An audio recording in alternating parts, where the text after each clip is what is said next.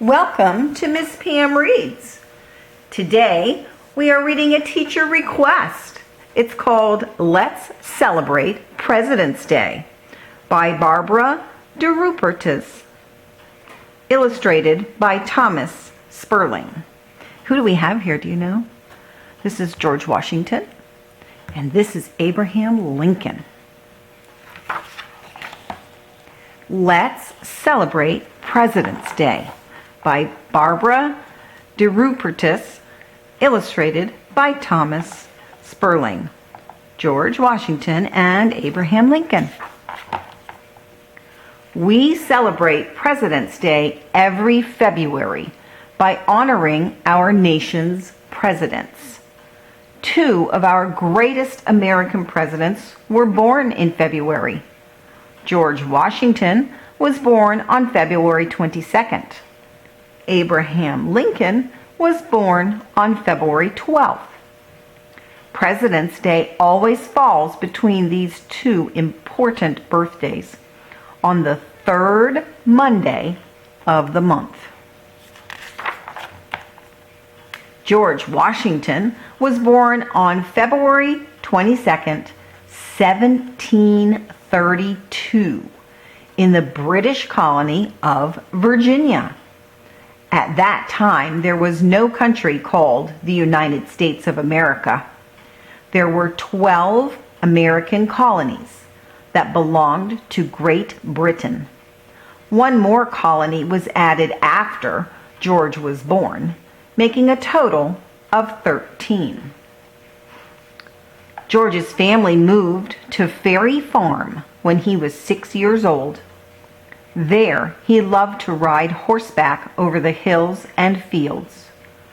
George went to school as often as he could, but he usually did lessons at home, as most children did at that time. He liked math best. He also learned from adults around him. George liked to learn by watching and listening. When George was 11 years old, his father died. After this, he spent much of his time with his brother Lawrence, who was 14 years older than George. Lawrence lived on a farm he had named Mount Vernon. Lawrence helped George improve his mind and his manners. He was a hero to George. With Lawrence's help, George learned to be a surveyor. At age 16, he was given his first job exploring and mapping the Virginia frontier. When George was 20, Lawrence died. This was a sad time for George. He decided to leave Mount Vernon. Eager for adventure, George joined Virginia's army. By the time he left the army 6 years later, he had become commander of the troops. At age 26, George married Martha Custis, a young widow with 2 children. Martha was very wealthy. For her wedding, she wore a yellow silk dress, purple satin shoes, and pearls in her hair. George was handsome in his blue jacket lined with red silk. Washington returned to Mount Vernon with his new family. He read all the latest books on farming. George liked trying new ideas. The Washingtons spent 16 peaceful years at Mount Vernon. But trouble was on its way. People in the American colonies did not think they were being treated fairly by the British. A meeting was called to discuss the problem.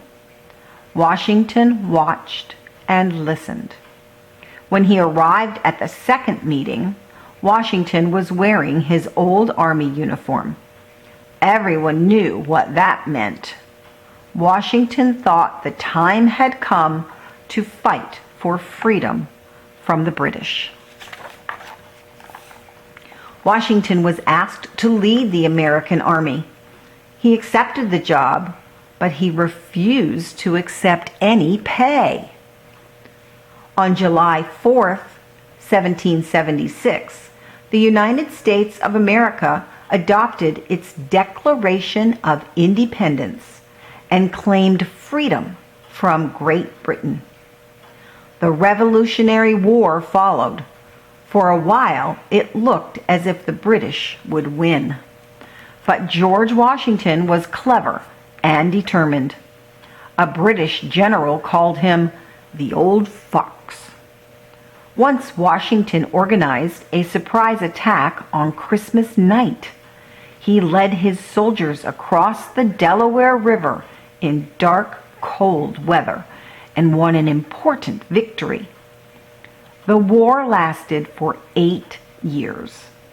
In 1784, the United States and Great Britain made peace. At last, the American people had won freedom for their country. After the war, Washington left the army and returned to Mount Vernon. For 5 years, he was happy just to be a farmer. Then, once again, Washington was asked to help his country. The United States of America needed a president. Everyone thought Washington would do a good job. Although he was content at Mount Vernon, Washington answered the call to serve his country. George Washington was elected as our first president in 1789. There were many problems facing the new country. President Washington tried to do what was right, even when it was not easy. He worked hard to make the country strong. Washington enjoyed planning a new capital city. He chose a site on the Potomac River across from Mount Vernon. The city was later named Washington in his honor. After his second term as president, Washington returned home to Mount Vernon for the last time. 2 years later, on December 14, 1799, he died. Henry Lee, a longtime friend of George Washington, spoke at the memorial service. 14 words of Lee's tribute to Washington have become famous. First in war, first in peace, and first in the hearts of his countrymen. In another tribute, the minister Richard Allen recalled Washington's advice to love your country, to obey its laws, to seek its peace. Many years later, in 1885, the towering Washington Monument was dedicated to the memory of our first president. We remember George Washington on President's Day. He worked to make our country free and strong. For this, we celebrate him. 10 years after George Washington died, Abraham Lincoln was born. The United States of America was facing new problems. These problems were growing more and more serious. Another clear-thinking and courageous leader would be needed. Fortunately, Abraham Lincoln would be ready for the challenge.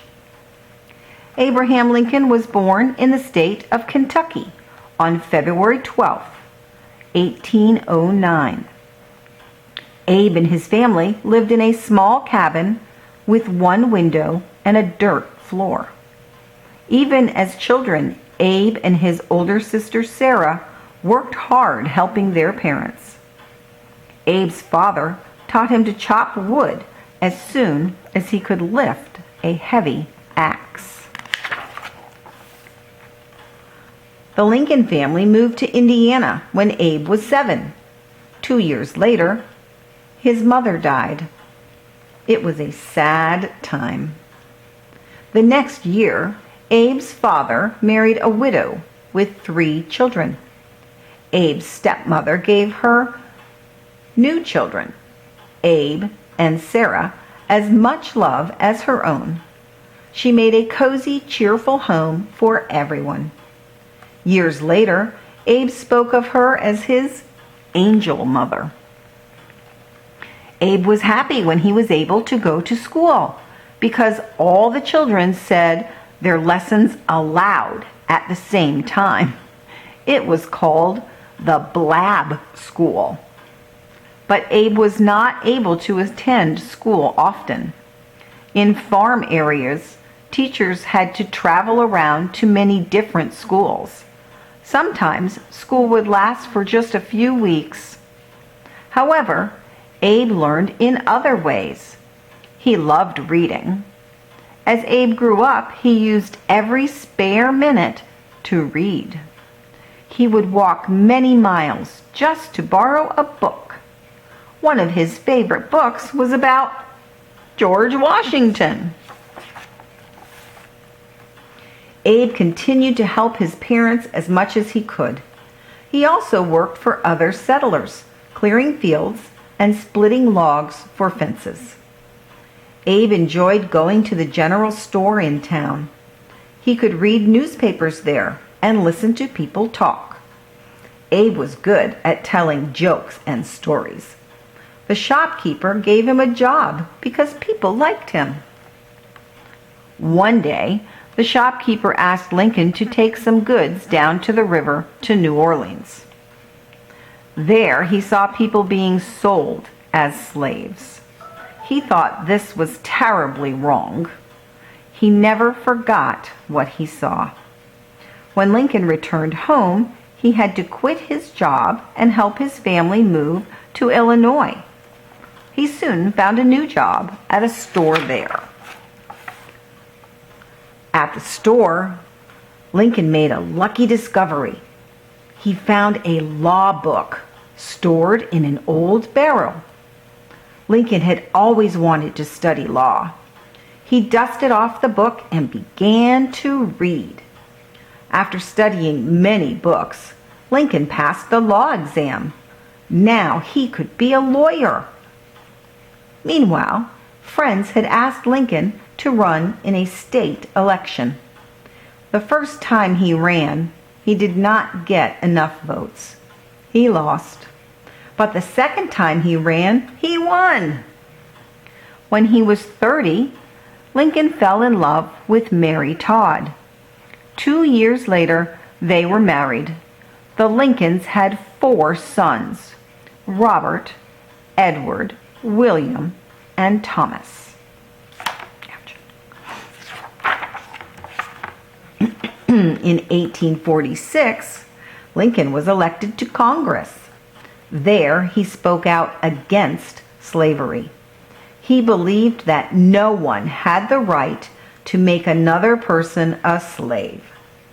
Next, Lincoln ran in an election for the Senate. His many speeches about slavery made him famous.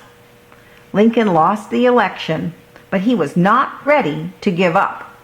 He would run for president.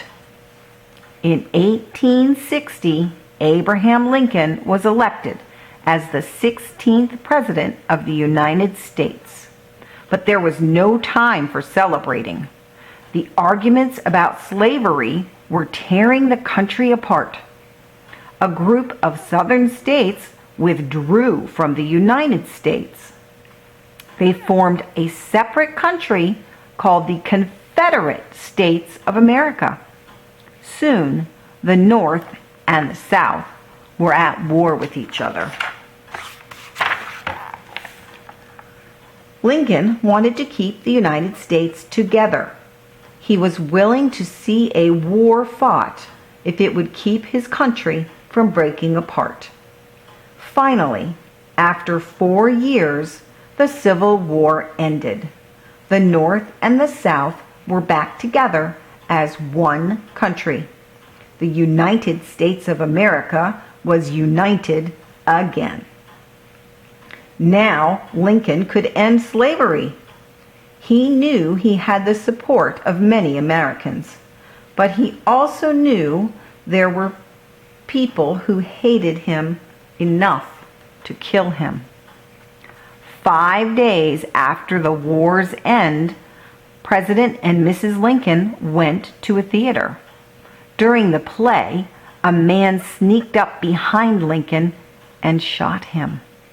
The president died the next day, on April 5th, 1865. Later that same year, a law was passed that ended slavery in the United States. For the first time, all people of our country were free. Lincoln's dream had finally come true. In 1922, the Lincoln Memorial was dedicated in Washington, D.C. Inside this beautiful building rests a famous statue of Abraham Lincoln. Chiseled in one wall of the memorial is Lincoln's Gettysburg Address. In this speech, he spoke of his hope that the nation shall have a new birth of freedom, and that the government of the people, by the people, for the people, shall not perish from the earth. We remember Abraham Lincoln on President's Day. He worked to make all people in our country free. For this, we celebrate him. When we celebrate President's Day every February, we remember all the presidents who have served our country. We remember the times they tried to do what was right, even when it was not easy. We remember all our presidents on President's Day. They worked to protect our country and freedoms. For this, we celebrate them. Voting for a new president every 4 years is a big responsibility. We are grateful to our voters for trying to choose good presidents. We honor America's voters on President's Day. They try to choose good leaders, and by voting, they help to protect our country's freedom. For this, we thank them. The end. Thank you for joining me for Miss Pam Reads and this special book about President's Day. Remember to subscribe to the channel so you'll get an update when there's new stories posted. Bye.